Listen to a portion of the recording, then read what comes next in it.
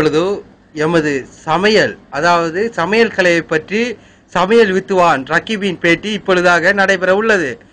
இவர் பிரிட்டிஷ் நாட்டில் மிக மென்மையான உடும்புகளை பிடித்து சமைத்து எப்படி சமைப்பது என்ற பல வித்தைகளை கற்றுக்கொண்டு தற்பொழுது குவைட் நாட்டில் சமையல் கலையில் பெரும் பத்மஸ்ரீ பட்டத்தை பெற்றிருக்க எமது ரக்கீப் அவர்களிடம் சிறிது சமையல் உடும்பு சமைப்பது எப்படி என்று பேட்டி எடுக்க இருக்கின்றோம்.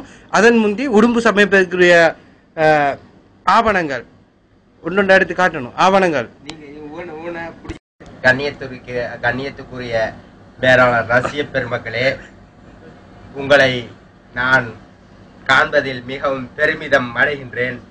வணக்கம்.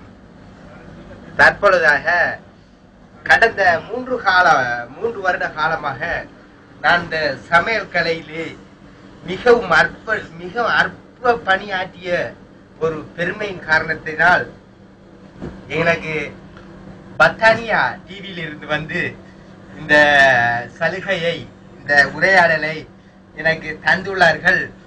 எப்படி உங்கள் சமையலின் ரகசியம் என்ன, இதை பற்றியெல்லாம் கேட்டுள்ளார்கள். இருந்தாலும் எனது மம்மதை மிஞ்சி நான் எனது ஆரம்பத்தை நான் காட்டப் போகின்றேன். என் cigarette favourite you smoking very நைஸா. உடும்பு சமைப்பதற்குரிய சாமான்கள், அதாவது பொருள்கள் என்னவென்று நீங்கள் ஒவ்வொன்றாக எடுத்து அறிமுகப்படுத்த வேண்டும். தற்பொழுது இது கத்தி, 150 பிலிசின் கத்தி, பல கோழிகளை பதம் பார்த்த கத்தி. இது சட்டி.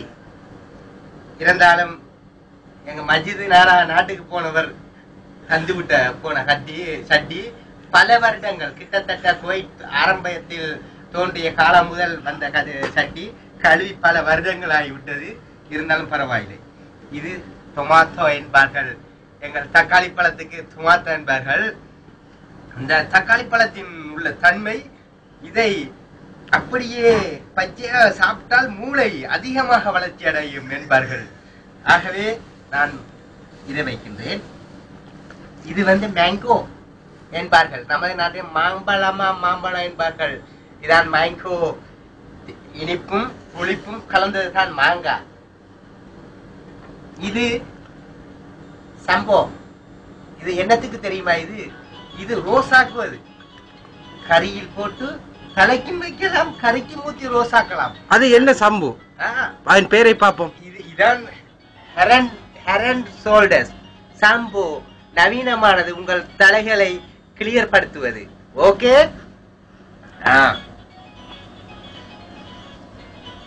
எக்ஸ்கியூஸ் மீ, எனது கலையை நான் ஆரம்பித்து காட்ட போன்றேன். முதலாவது உடும்பு சமைப்பது எப்படி. இது தேங்காய் தலைக்கு வைப்பது. நாங்கள் அப்பப்போ கரைக்கும் ஊத்துவோம். இது பெஸ்லின், கால்கை வெடிப்பு, உதடு வெடிப்புகளுக்கு பூசுவது. தற்சமயம் தேங்காய் இல்லாத காரணத்தினால் இதையும் பூசலாம். இது பூல் என்பார்கள். காலம்புறையில் குப்புசுக்கு பிரட்டி தின்பது பூல். இதான் மலேரியா. உங்கள் நெலும்பு தொல்லைகள், மூட்டை தொல்லைகள் இருந்தால் அடித்து இல்லாமல் மலேரியா நெலும்புகள். இதை கரைக்கு கொஞ்சமா லேசா அடித்து விட்டால் உள்ள கிருமிகள் எல்லாம் செத்து விடும். அதனால் இதையும் நாங்கள் யூஸ் பண்ணுவோம். இது டயர்டு தூள். சட்டி பானை எல்லாம் கழுவுவார்கள், உடுப்பு கழுவுவார்கள். ஏனென்றால் எங்களுக்கு காய்கறிக்கு ஊத்தை லேசுண்டு போவாது இங்க உள்ள அடிக்கிற புழுதிக்கு. அதனால் இந்த டைட்டை போட்டு தான் நாங்கள் கழுவுவது. இதுவும் ஒரு நவீனமான பெஸ்லின்.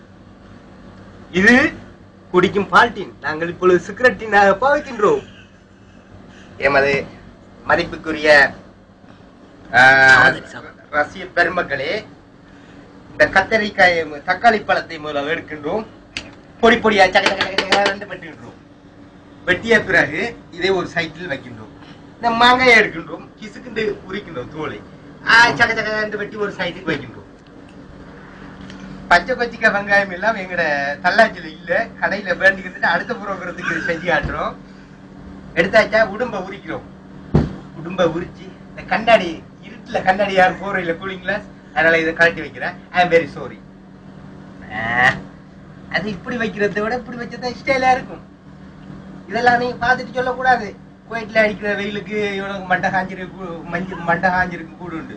மண்டை காயவில்லை, அரளை தேர்ந்து விட்டது சகோதரர்களே. 3 வருட காலம் இவர்களோட மாரடித்து எங்களுக்கு பைத்தியமே குடித்து விட்டது. யாரிடம் சொல்வது? உடும்பு சமையலை பத்தி நான் சொல்லுகிறேன்.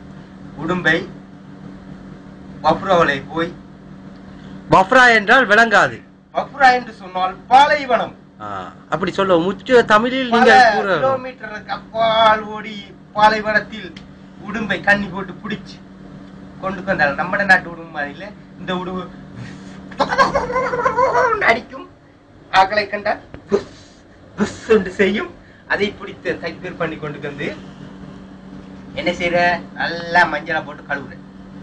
கழுவி அப்படி சக்க சக்க சக்கன்னு பொடிசா வெட்டணும். அப்படி வேவப்படி மாதிரி வெட்டியாச்சு. வெட்டி நல்ல மசாலா தூள், மிளகா இதெல்லாம் என்ன செய்யணும். இங்க எல்லாம் அரைக்கிறதுக்கு அம்மி குழவி எல்லாம் கிடையாது தாய்க்குளங்களே. எல்லாம் கிரைண்டரும் இல்லை. நாங்க அள்ளி போடுறதுதான் எங்களுக்கு கணக்கு. போட்டாச்சு, பெரட்டி வச்சாச்சு. இந்த சட்டியை தூக்கி அடுப்புல வச்சாச்சு. இது சின்ன சட்டி எங்களுக்கு இருக்கு, வேண்டாத காட்டுறோம். பிறகு பெரிய சட்டி எண்ணெயை ஊத்தியாச்சு. வெங்காயம், வெள்ளைப்பூடு, பச்சை கொச்சிக்காய், கருவேப்பிலை எல்லாத்தையும் போட்டு அப்படி எண்ணெயில ரோசாக்குறேன். நச்சீரகம், பெஞ்சீரகம், இடிக்காது அதெல்லாம் போட்டு அப்படி மணத்துக்கு அப்படி பெரட்டி போட்டு இந்த உடும்பை தூக்கி கொட்டுறோம். கொட்டி சில நிமிடங்கள் அப்படி பிரட்டுறோம். அப்படி அந்த உடும்ப அந்த எண்ணெயில அப்படி ரோசாயி வரணும். ரோசாயி வரக்குள்ள என்ன செய்யணும் தெரியுமா? அப்படி கிசுக்கிண்டத்தையும் கொஞ்சம் லைட்டா அந்த வேவணும், இறைச்சி கொஞ்சம் வேவணும். லைட்டா தண்ணியை ஊத்தி மூடி வைக்கிறோம். மூடி வைக்க அப்படி கேஸ்ல அப்படி சூடாக்கி கச்ச கச்ச கச்ச கச்சன்னு கொதிக்கும். கொதிக்கக்குள்ள நம்ம என்ன திறந்து பார்த்து இந்த ஒரு இழுவு ஒண்ணு இழுத்து பார்க்கணும் மூக்காக்கி. அதுல ஒரு துண்டடு கிளாஸ் தேவையா மச்சான்? இது கிளாஸ் தேவையா? பத்தானியா நம்பர்களே, கோவிக்க வேண்டாம். நான் சக்தி டிவியில இருந்து ப்ரோ பேசுவேன். என்ன எதுல விட்டேன்? கொதிக்கிறது இல்ல. அதுக்கு பிறகு அதை வெந்திச்சா வேவையிலையான்னு பார்க்கறதுக்கு ஒரு துண்டு இருக்கிறது. வேவே இல்லை, வச்சாச்சு. இன்னும் கொஞ்சம் நேரம் கொதிக்குது. திருப்பி வெந்திச்சா வேலையான்னு பாக்குறதுக்கு இன்னொரு துண்டு திங்கிறேன். லைட்டா வெந்திருக்கும். ருசி பாக்குறதுக்கு 2 துண்டு எடுத்து வைக்கிறேன். அதையும் திண்டு முடிச்சாச்சு. சட்டியில ஒரு இலை இறைச்சி, அங்க வாரம் ஒரு துண்டு தீப்பான், போறவன் ஒரு துண்டு தீப்பான். இங்க வந்து பார்த்தா சட்டியில உள்ள கறி முடிச்சு. நைட்டு கறி வேற தான் சமைக்கிறேன். இதுதான் உடும்பு கறியோட ரகசியம். உடும்பு கறி இங்க உள்ள உடும்பை திண்டா என்ன நடக்கும் தெரியுமா? உடும்பு மாதிரி தான் புஷ் என்று எழும்பிடுவான் மனிதன். புஷ் என்று எழும்பிடுவான். உடும்பை சாப்பிட்டு விடாதீர்கள் சகோதரிகளே, தாய்மார்களே. ஏனென்றால் பல 5000 கிலோமீட்டருக்கு உங்கால் வந்து கிடந்து உடும்பு பிரியை சாப்பிட்டு நாட்டுக்கு போக வேண்டிய நிலைமை ஏற்படுத்தி விடும் சகோதரிகளே, சூட்டை கிளப்பி விடும் சகோதரிகளே, சூட்டை கிளப்பி விடும். ஆகையால் இந்த புரோகிரத்தை இத்துடன் முடிக்கின்றேன். மீண்டும் ஒரு சமையல் கலையிலே சந்திக்கும் வரை உங்களிடம் விடைபெறுவது உங்கள் அன்பு சகோதரன் ரக்கீப். நன்றி, வணக்கம். சமையல் கலை எப்படி என்று நமது சமையல் வித்வான் பத்மஸ்ரீ ரக்கீப் அவர்கள் கூறியதை கேட்டீர்கள். மீண்டும் உங்களிடம் இருந்து விடைபெறும் நான் என்றும் அன்புடன் உங்கள் அன்பு அறிவிப்பாளர் வான் டிவியின் அறிவிப்பாளர் SSG. நன்றி, வணக்கம் நேர்களே.